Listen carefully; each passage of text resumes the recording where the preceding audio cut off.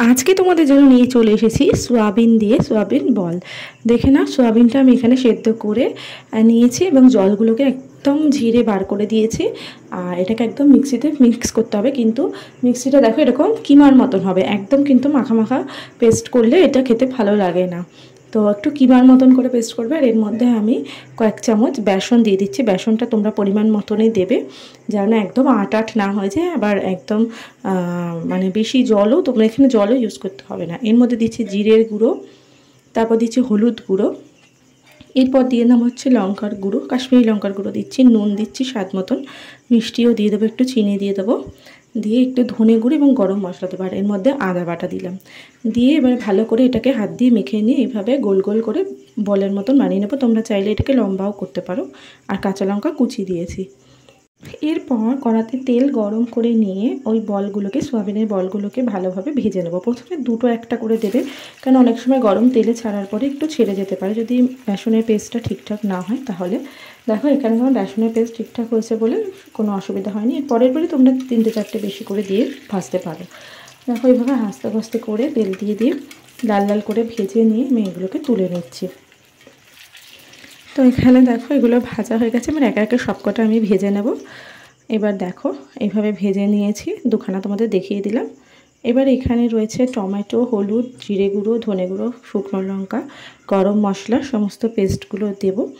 এগুলোকে দেখো এবারে কড়াতে দিয়ে দিচ্ছি। ওই ভাজা তেলের মধ্যে একটু সাদা জিরে ফোড়ন দিয়ে দিলাম, তারপর তেজপাতা দিলাম একটা, আর দিলাম শুকনো লঙ্কা, আর দিচ্ছি একটা দারচিনি, এলাচ, লবঙ্গ।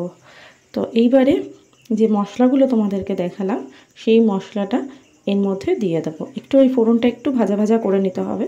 ভাজা ভাজা করে নিয়ে দেখো এর মধ্যে এবারে আলুগুলোকে ভেজে নেবো।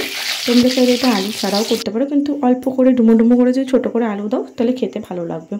তো আমি দুটো আলু দিয়েছি, বড় বড় আলু যেহেতু, ছোটো ছোটো করে কেটে ডুমো ডুমো করে কেটে নিয়ে দিয়ে দিয়েছি আলুগুলো।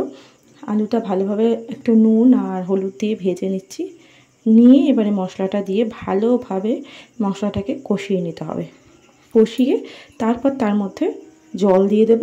জল দিয়ে ফুটে আসলে যখন আলুটা সেদ্ধ হয়ে যাবে তখন সয়াবিনের বলগুলো দিয়ে দেবো। দেখো আমার তেল ছেড়ে গেছে পুরো একদম মশলা থেকে। ভালোভাবে মশলাটাকে কিন্তু কষাতে হবে, না তো কিন্তু যে কোনো রান্নাই ভালোভাবে মশলা কষাতে লাগে, না তো কিন্তু কাঁচা গন্ধ ছাড়ে মশলা থেকে।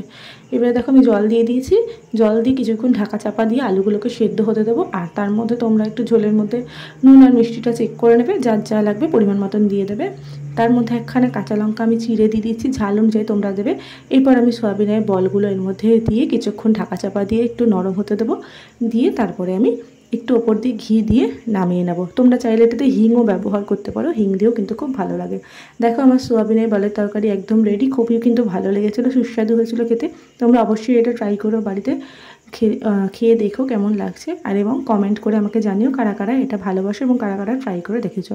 আজকের মতো এই পর্যন্ত, দেখা হচ্ছে আবার অন্য একটা ভিডিওতে। ততক্ষণের জন্য সবাই পেজটাকে আমার ফলো করে রাখো।